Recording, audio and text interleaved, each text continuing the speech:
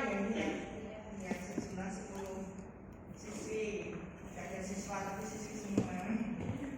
Jadi selamat datang ya di Balai Besar POM Pontianak. Bentar saya mau ambil resi saya dulu, lupa tadi itu bawah ya. Tentang dari obat dan makanan ya, karena Balai Besar POM di Pontianak itu tupoksinya adalah sebagai pengawas obat dan makanan, dan kita berada di seluruh Indonesia itu ada di tingkat provinsi. Jadi Badan POM pusat itu di Jakarta, kemudian punya unit kerja ya, unit kerja yang ada di setiap provinsi. Itu sekarang ada 37 provinsi ya. Nah itu ada di masing-masing provinsi. Nah, dan Balai Besar POM Pontianak ini mewakili provinsi Kalimantan Barat. Jadi cakupan pengawasannya seluruh kabupaten yang ada di Kalimantan Barat. Ini jadi ada yang berasal dari luar Pontianak, ada dari mana? Kota Pas dulu, ini ya. Oh iya, di Bandar KIK.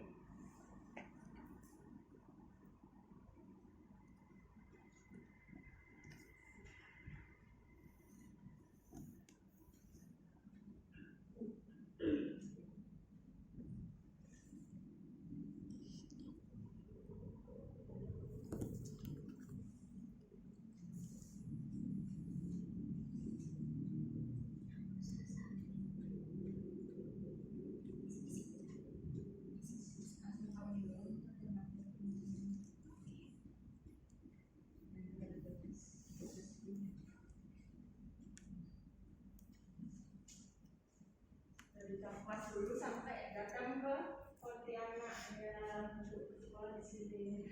Hebat ya. Ini Pak ini juga dari Kapas dulu juga. Terus selain Kapas dulu di mana? Sanggau. Ya, Sanggau. Oh iya, kita juga ada loh Lokapom Sanggau. Jadi selain di provinsi, kita juga ada di kabupaten, dan kita masih satu. Untuk pengawasan kami di Sanggau namanya Lokapom Sanggau. Nanti bisa seandainya ingin mendapatkan informasi ke Lokapom Sanggau, silakan. Ada lagi yang lain selain dari Pontianak? Di mana tuh? Umuraya, ya. Betul ya? Itu di luar kota. Iya. Oke. Ya, salam kenal ya dari semua ya. Sudah mulai. Ini kegiatan tupoksi apa sih yang diawasi oleh Badan POM? Adik sudah kenal belum selama ini Badan POM itu apa gitu? Sudah tahu? Belum ya? Atau pernah baca-baca? Pernah lihat di Twitternya apa medsos ya? Pernah? Oh iya, biasanya apa? Instagram, Facebook, Instagram. Oke. Apa yang dibaca biasanya dilihat? Lupa. Oke, baik, lanjut. Nah ini visi dan misi Badan POM ya dia. Isinya adalah obat dan makanan aman, meningkatkan kesehatan masyarakat dan daya saing bangsa. Jadi kita mempunyai visi untuk pengawasan obat dan makanan ini supaya aman. Tujuannya aman adalah supaya kesehatan seluruh warga Indonesia ini menjadi lebih baik, seperti itu ya. Kemudian misinya adalah membangun SDM unggul terkait obat dan makanan dengan mengembangkan kemitraan bersama seluruh komponen bangsa dalam rangka peningkatan kualitas manusia Indonesia. Jadi kita juga mempunyai misi untuk membentuk sumber daya manusia yang unggul, jadi yang bisa tahu dan bisa mempraktekkan ya, mengetahui bagaimana obat dan makanan itu supaya aman dikonsumsi, bisa cerdas memilih obat dan makanan, bisa mengkonsumsi obat dan makanan. Nah, itulah tujuannya kita membangun SDM unggul. Yang kedua adalah memfasilitasi percepatan pengembangan dunia usaha obat dan makanan dengan keberpihakan terhadap UMKM. Dan kita juga meningkatkan UMKM terutama di wilayah Provinsi Kalimantan Barat. Jadi supaya UMKM kita terangkat ya, dari mulai UMKM pangan, obat tradisional, dan juga kosmetik. Kemudian misi selanjutnya, misi yang ketiga, meningkatkan efektivitas pengawasan obat dan makanan serta penindakan kejahatan obat dan makanan. Nah, ini dilakukan dengan melalui sinergi pemerintah pusat dan daerah dalam kerangka negara kesatuan guna perlindungan bagi segenap bangsa. Ini kita supaya lebih meningkatkan efektivitasan kita dalam pengawasan obat dan makanan itu, kita bekerja sama ya dengan mitra kerja instansi yang ada di wilayah Kalimantan Barat. Nah, supaya kita juga bisa memberantas ya kejahatan obat dan makanan yang dilakukan di wilayah Kalbar.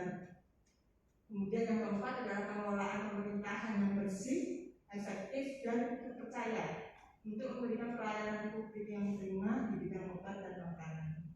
Di sini kita juga mempunyai pelayanan publik terhadap masyarakat yang ingin mendapatkan informasi tentang obat dan makanan ataupun yang ingin mengajukan seandainya ada pengajuan obat dan makanan, silakan dilaporkan ke kami. Oke, lanjut.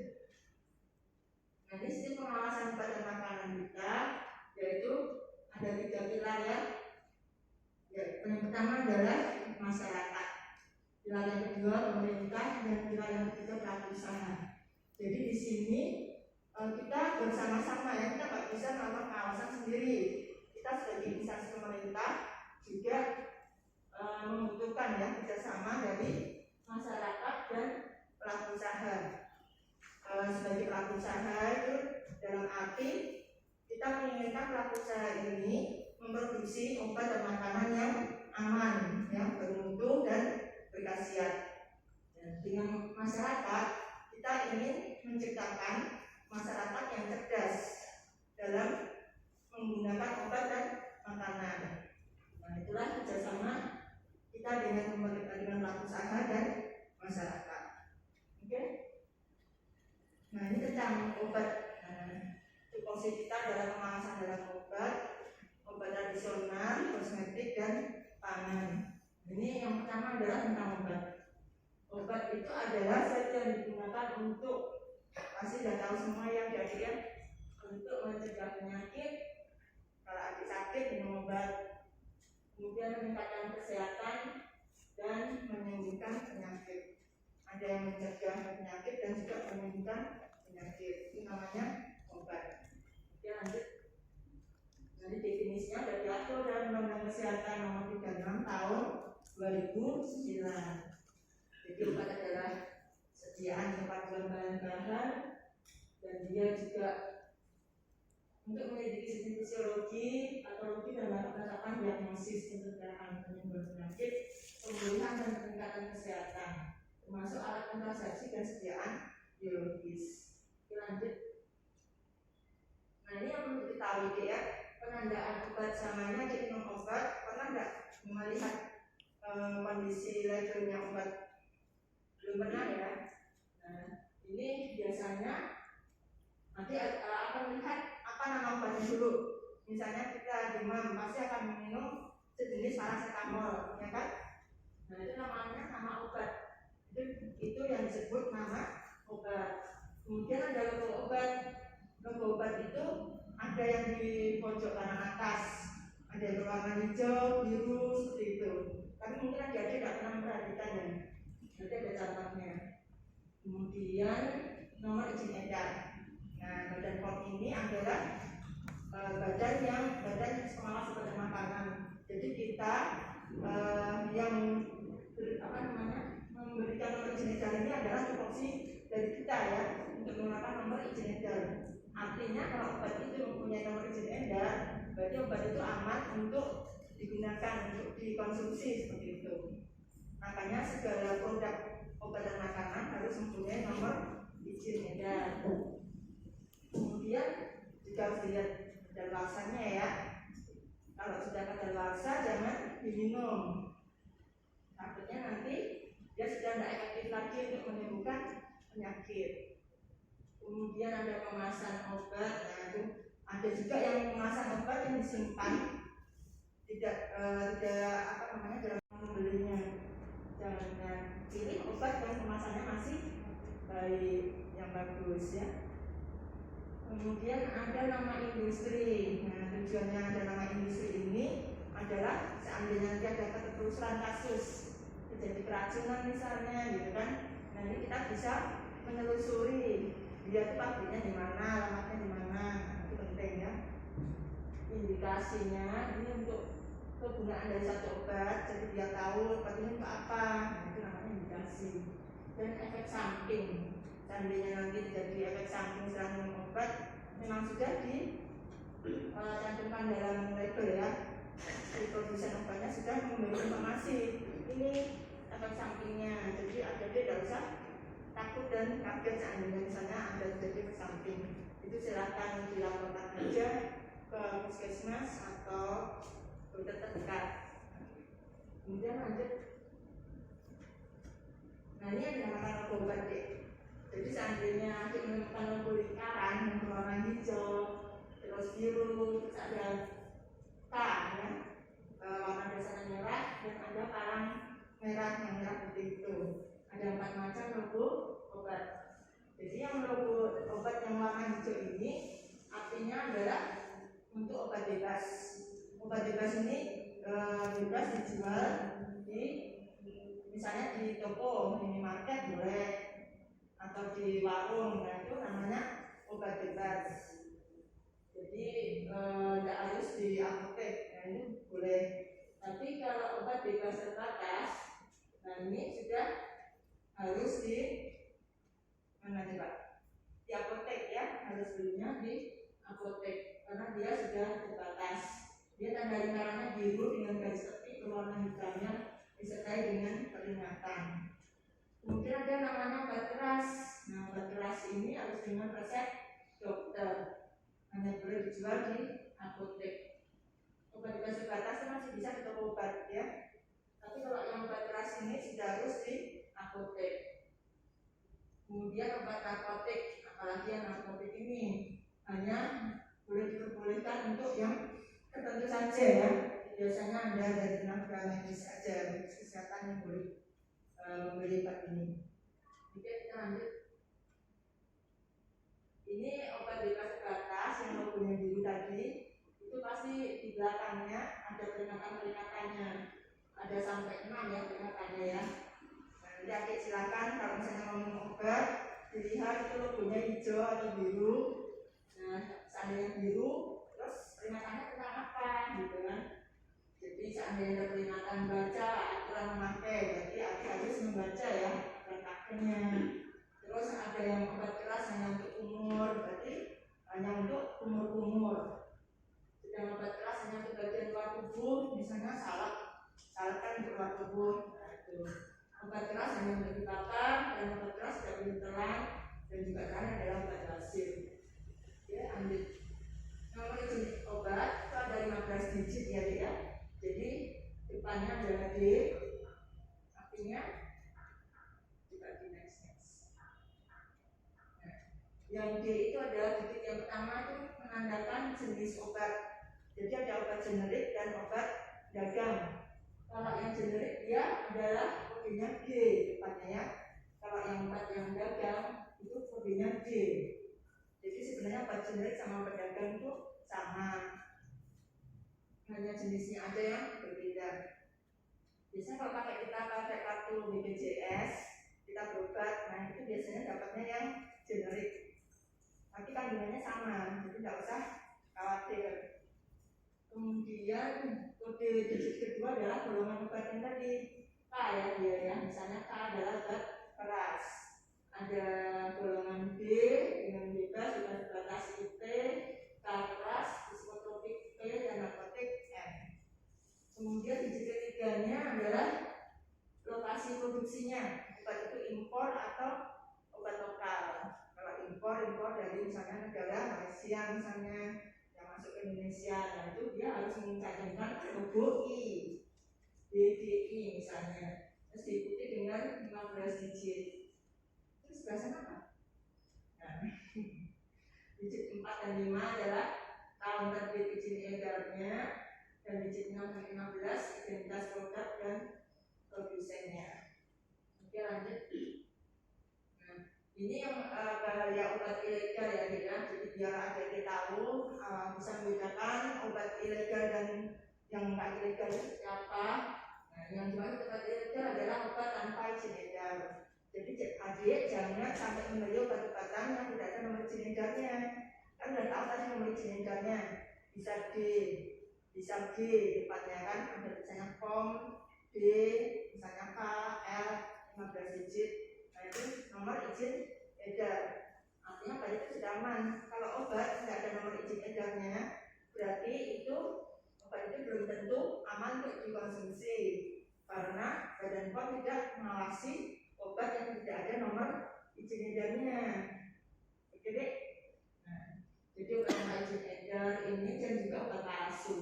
Nah, obat palsu ini diproduksi oleh pihak-pihak yang tidak bertanggung jawab. Dia berusaha untuk meniru kemasan obat aslinya. Oke, lanjut. Nah, kenapa obat ilegal termasuk palsu berbahaya? Ini karena obat ilegal diproduksi sembarangan. Dia nggak jelas ya, maksudnya kita kan harusnya kalau obat minum ada dosisnya yang jelas ya, komposisi obatnya paracetamol itu berapa persen misalnya, seperti itu kan, berapa miligram. Nah, sedangkan itu dia produksinya asal-asalan, itu namanya obat yang palsu tadi. Bisa jadi tidak ada kandungan bahan aktifnya, setelah adik minum malah nggak sembuh-sembuh. Nah itu namanya obat palsu. Proses produksinya sembarangan, perawatannya tidak higienis, kotor ya, lihat dulu. Dan dosisnya ditimbang sembarangan atau ditambahkan tidak sesuai label. Oke lanjut.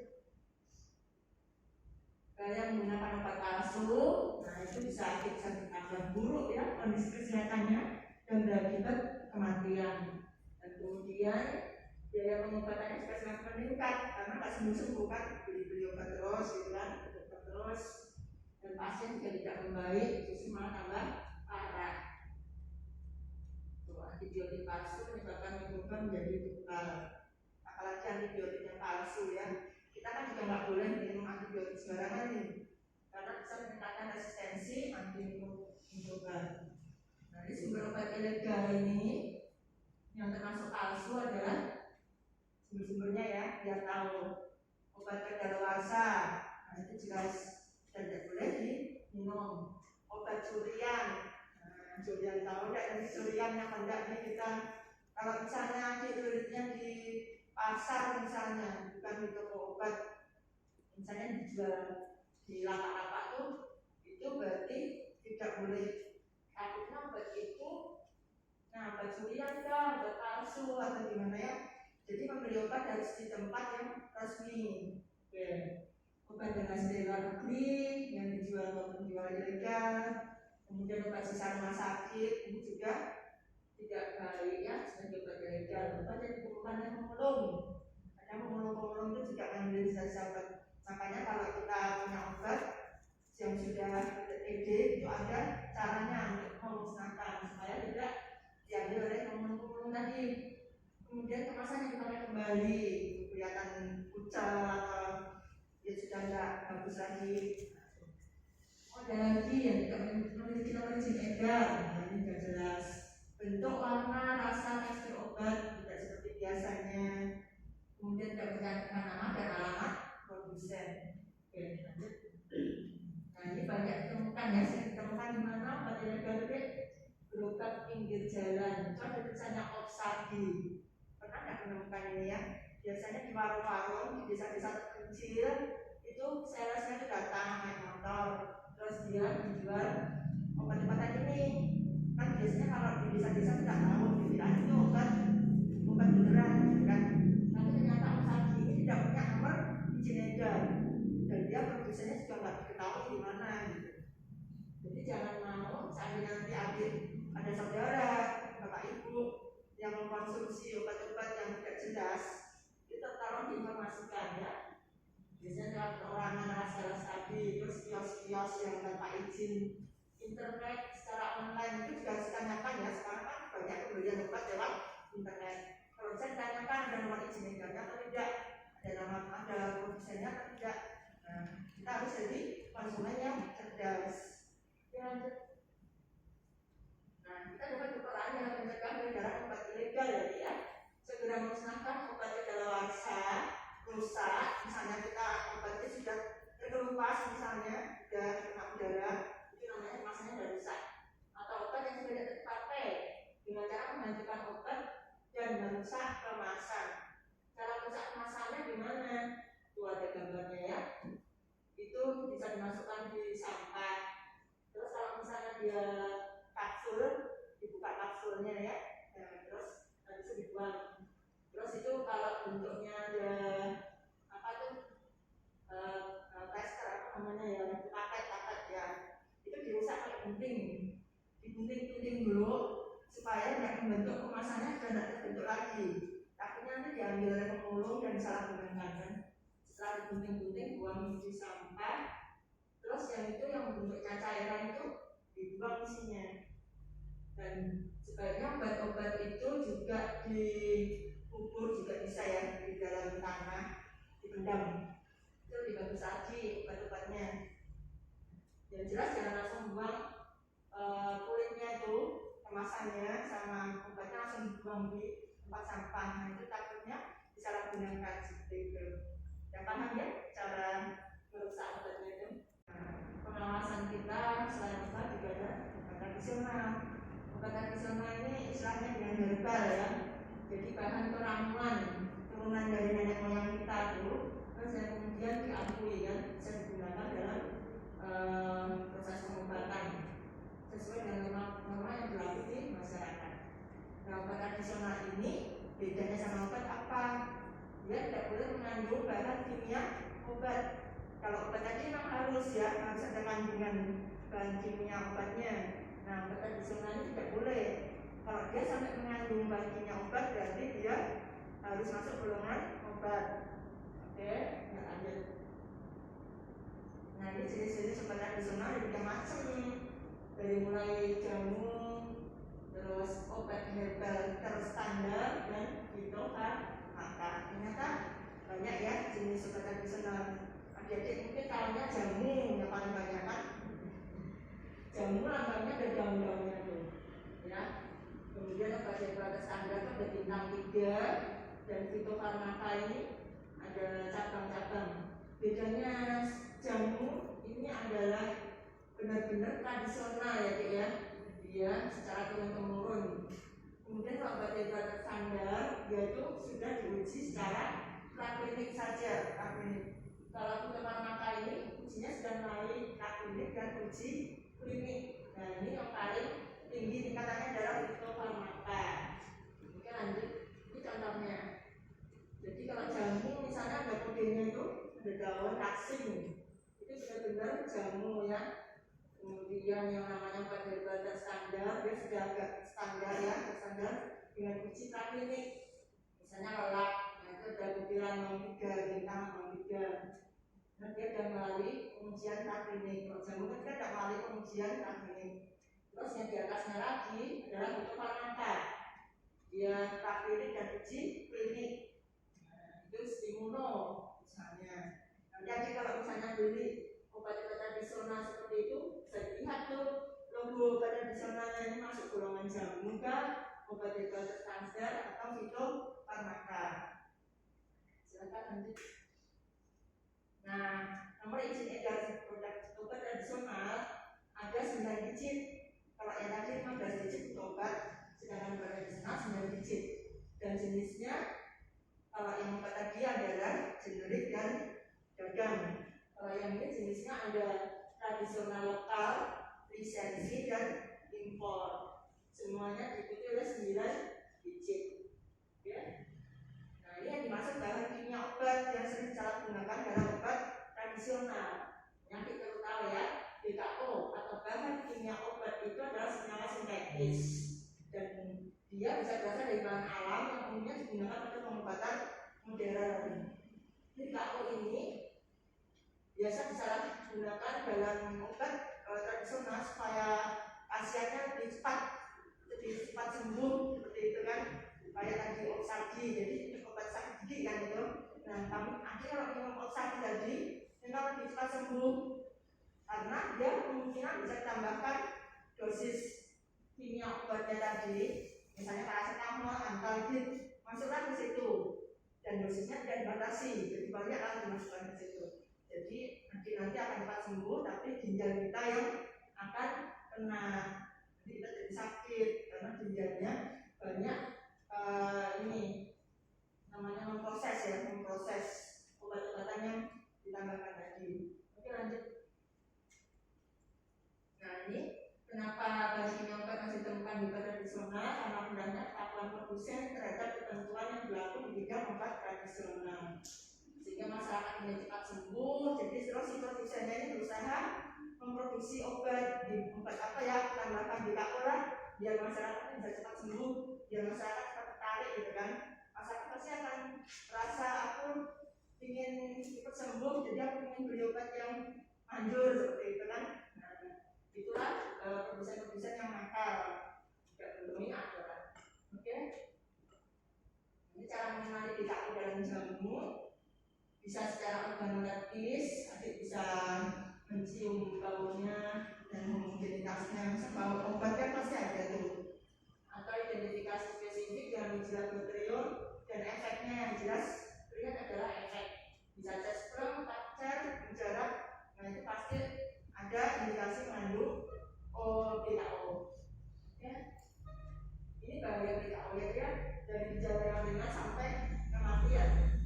Jadi tergantung jenis BKO-nya, terus tergantung lama konsumsi, kalau terusan dikonsumsi, dan juga cara pemakaiannya. Contoh obat tradisional yang sering ditambahkan BKO, ini adik juga perlu tahu. Misalnya obat nangsing, nanti kan nangsing nih, Sibutramine HCl, itu biasa ditambahkan oleh si produsen nih, dicampur di situ Sibutramine banyak-banyak, jadi supaya cepat nangsing.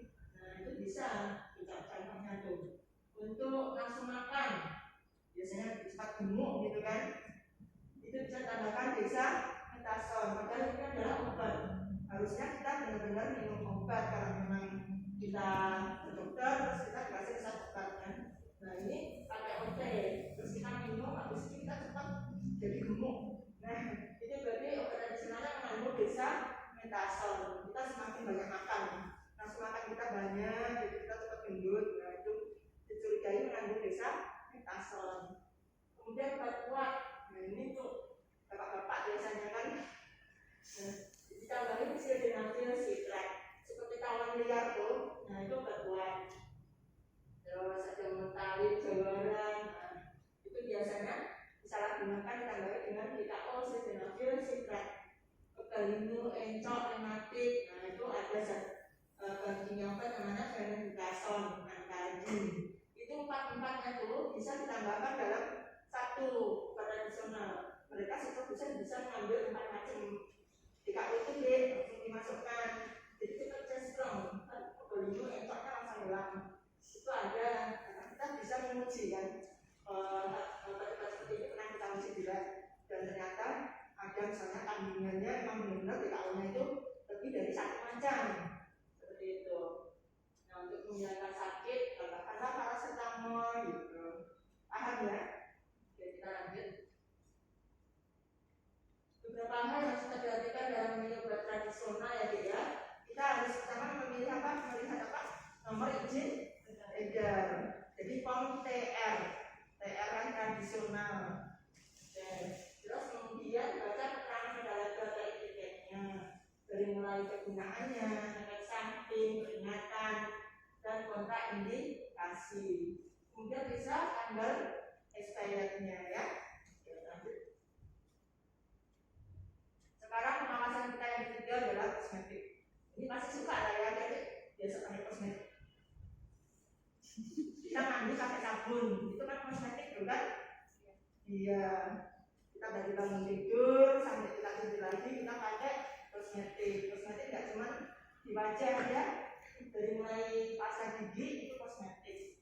Jadi digunakan pada bagian luar tubuh ya, ya. Dari mulai untuk kulit, ya perawanan kulit, rambut itu sampo, pewarna rambut, ada yang rambutnya merah. Itu biasa pakai pewarna rambut, itu kosmetik ya. Kuku misalnya, kuku kita pakai kutex, gigi, lipstick, kemudian feminine hygiene, ada gigi itu mouthwash ya, pasta gigi. Jadi tujuan kosmetik ini bertujuan untuk membersihkan, mewangikan, mengubah penampilan, memperbaiki bau badan, deodoran. Nah, minyak wangi, nah itu kosmetik, melindungi dan menjaga tubuh. Itulah yang dinamakan kosmetik. Jadi kosmetik bukan obat dan tidak untuk mengobati. Kalau misalnya kosmetik itu bisa mengobati, misalnya mengobati jerawat, itu berarti dia ilegal. Dia harus masuk dalam golongan obat, tidak boleh kosmetik. Nah, kita lanjut ya. Biar tahu ini jenis-jenis kosmetik. Jadi adik ada lihat, ada yang pakai semuanya masker. Pasti kalau perempuan udah biasa ya dengan berbau-bau kosmetik. Oke, kita lanjut lagi. Nah, bagaimana cara memilih kosmetik yang aman? Nah, nanti harus tahu dengan cara ceklik. Nanti kita foto bersama ya dengan pose ceklik. Ini namanya ceklik. Ceklik adalah K yang pertama adalah kemasan, L label, I izin edar, dan K yang terakhir kedaluarsa. Jadi sebelum adik-adik membeli kosmetik, pangan, obat tradisional, tolong dilihat dulu dengan cara ceklik. Bagaimana kemasannya? Lanjut. Kemasannya harus dalam kondisi yang baik, terus juga merata mungkin, dan tidak boleh dalam kondisi peok, rusak, apalagi kondisi kosmetik yang pecah misalnya. Itu jangan dibeli. Harus lihat kemasan yang masih utuh, masih baik. Itu K yang pertama. Setelah lihat kemasan kita lihat apa? Label. Di label kita bisa lihat informasi seperti yang tadi, dari mulai apa ya, nama kosmetiknya, nama dan alamat produsen. Di sana juga ada nomor izin edar, ada peringatan, komposisi, kegunaan. Nah, kalau kosmetik ini nomor izin edarnya adalah nomor notifikasi, bukan izin edar tapi notifikasi.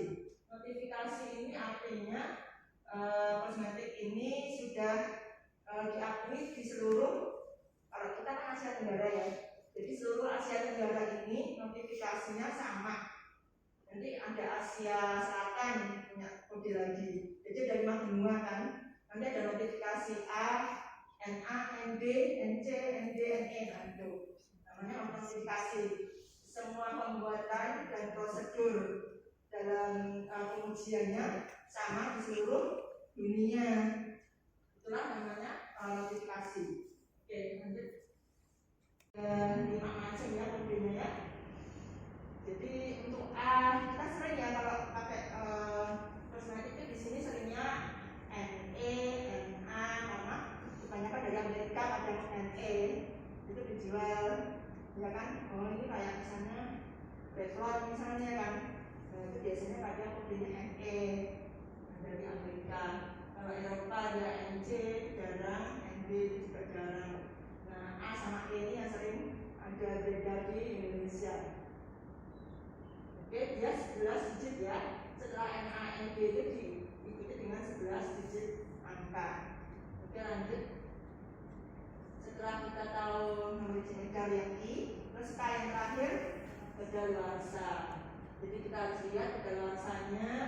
Kalau memang sudah melewati atau 1 hari sebelum hari H, itu setidaknya batas akhir ya penggunaan kosmetik.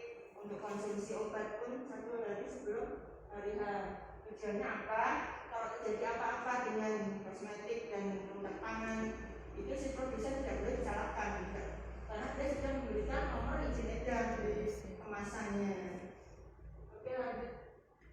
Nah, ini cara cek izin edarnya ya untuk produk obat, obat tradisional, kosmetik, pangan. Silakan adik ayo dengan aplikasi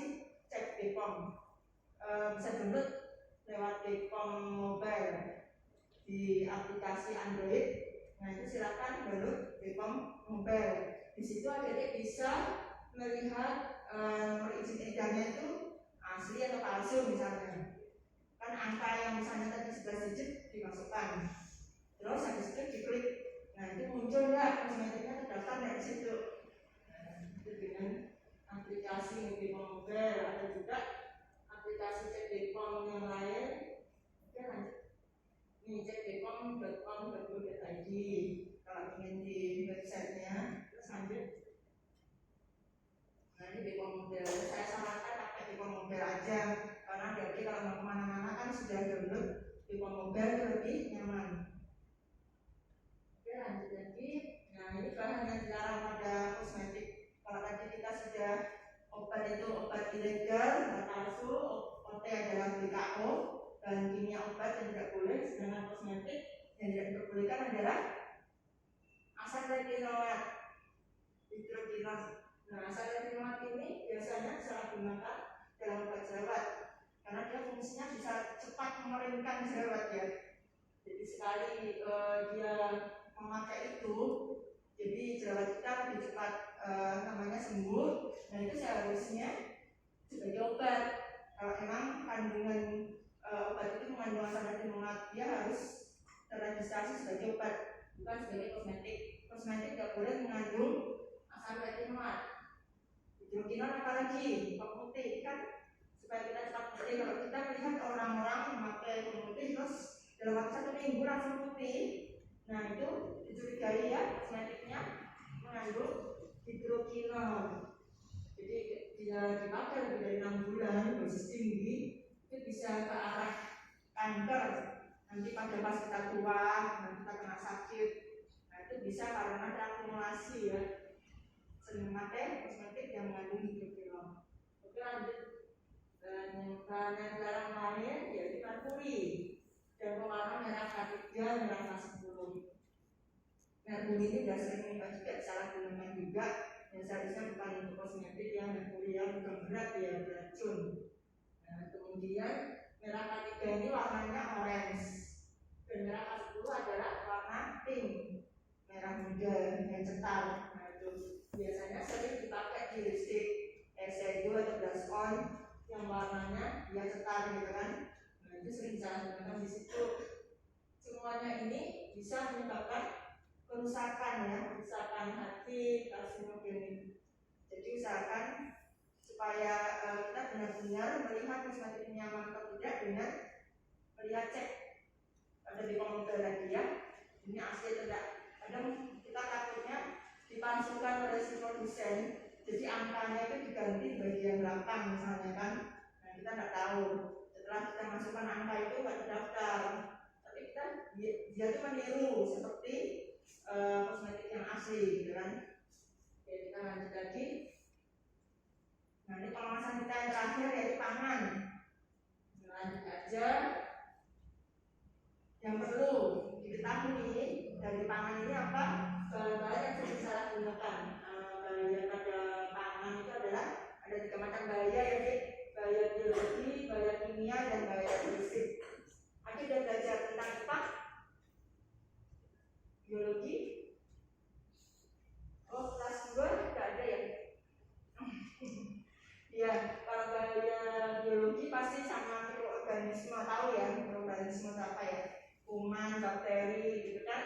Nah, itu namanya bahaya biologi. Kalau nanti belajar biologi berarti berhubungan dengan makhluk hidup. Nah, kemudian bahaya kimia adalah bahaya yang berhubungan sama zat kimia.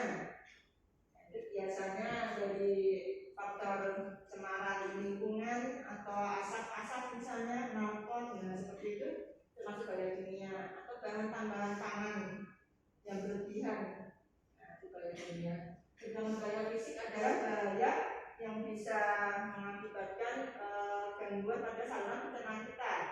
Misalnya nanti seperti kikil, staples, nah seperti itu ya. Jadi kita lanjut. Jadi pangan yang aman adalah pangan yang bebas dari 3 macam bahaya, bahaya biologi, kimia, dan bahaya fisik. Nah ini bahaya biologi itu contoh-contohnya. Jadi mulai ada roti tawar, pernah lihat. Terus kalau kita sisa kita ya kalau kita nggak cepat habis makan ya. Nah itu namanya bahaya biologi. Kemudian makanan-makanan yang berlendir, misalnya sudah lama dia mulai berlendir gitu kan, itu juga akan ditemui oleh bakteri, jadi jangan dimakan. Oke lanjut. Untuk bahaya kimia ini ada lagi, kita langsung ke contoh-contohnya aja. Ini cemaran kimia bisa berasal dari pestisida, bahan pembersih, cat, pemberat, BTP, bahan berbahaya tadi, formalin, boraks, biasa disalahgunakan ya, warna tekstil dan cemaran dari bahan kemasan. Lanjut. Nah ini yang sering digunakan ya, disalahgunakan pada formalin ya, disalahgunakan pada mie basah, tahu, ikan. Jadi seandainya akhir melihat itu minyak bentuknya kenyal, terus dia tidak mudah putus, jadi mie itu kan mengkilat terus dan mudah putus, itu ada indikasi ditambahkan oleh formalin. Dan tahu itu yang nggak cepat basi dalam 1 hari bila diletakkan di dalam ruangan, itu juga bisa ditambahkan formalin. Seharusnya formalin itu apa? Dia dipakai untuk kayu, untuk ringan, dan kayu tekstil untuk mengawetkan mayat. Nah, dari konsumsi bisa menyebabkan gangguan kesehatan. Oke, lanjut. Nah, ini sudah terpakai formalin kan, ya reaksi alergi, KHT sampai kerusakan ginjal. Oke, lanjut. Nah, ini ada bahan kimia berbahaya selain formalin, ada namanya boraks. Udah tahu ya, biasa induk apa namanya? Pupuk ya, yang biasa disalahgunakan pada pupuk supaya rasanya renyah. Nah itu boraks, lem, pijer atau ARG. Nah biasanya disalahgunakan untuk bakso supaya kenyal baksonya, atau mie basah, pisang moles yang ada gandelan atau ingin melaporkan, oh saya menemukan oksagi di sini, gitu kan? Silakan dilaporkan aja biar kami nanti bisa membantu dalam pengawasan obat dan makanan ini ya. Itu ada mesej kami. Dari mulai Facebook semuanya adalah bepom.pontianak. Mungkin ya, sampai sini dulu ya.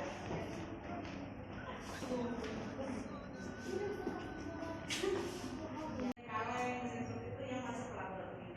Itu juga kosmetik, misalnya kalau memang herbal drink, misalnya seperti pernah sudah muncul tuh ya apa namanya? Tulangin.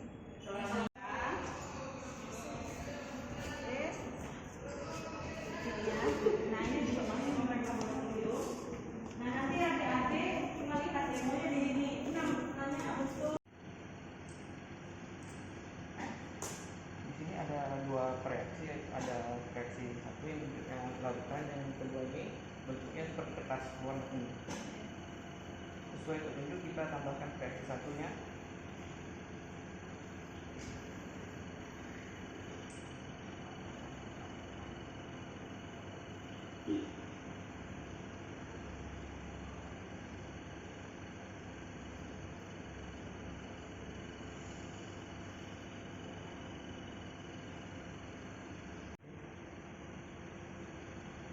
Kita campurkan.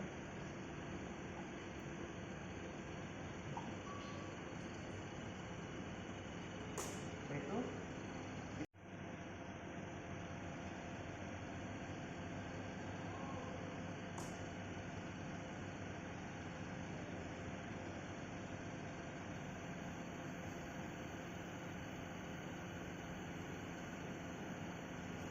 kita tunggukan hingga kering. Ya, warna ungu juga. Saya tidak ya.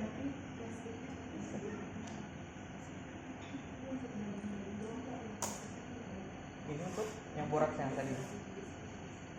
Lalu kertas yang tadi kita celupkan yang awalnya berwarna kuning, dia menjadi warna merah yang menandakan bahwa di dalam larutan tersebut mengandung boraks. Ya.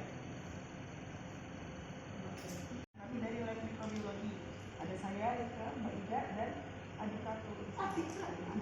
Jadi di sini kami mau menjelaskan bagaimana deteksi DNA babi menggunakan test kit. Yang perlu diketahui, test kit ini tidak langsung menyimpulkan bahwa ini beneran ada babi, ini nggak ada babi. Dia hanya khusus untuk beberapa sampel yang belum melalui banyak proses. Contohnya sampel daging atau sosis. Kalau untuk sampel-sampel yang udah berbagai macam prosesnya nggak bisa pakai ini karena sensitivitasnya rendah. Dan kesimpulan dari test kit ini cuma ada atau tidak ada DNA-nya. Untuk proses selanjutnya kita pakai dokter. Jadi di sini kita menggunakan kit deteksi babi seperti ini.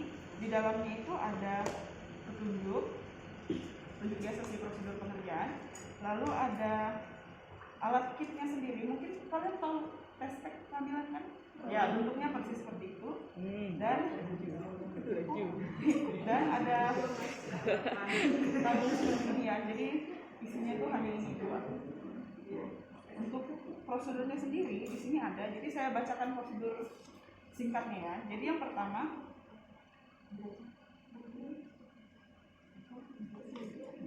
prosedurnya itu si sampel diambil 1-2 gram dan dihancurkan. Ini kita punya 2 sampel A dan B. Nanti kalian yang ngerjain ya, kalian tebak mana yang ada babinya, mana yang tidak ada babinya. Udah dihancurkan seperti ini. Setelah itu nanti dimasukkan ke dalam tabung.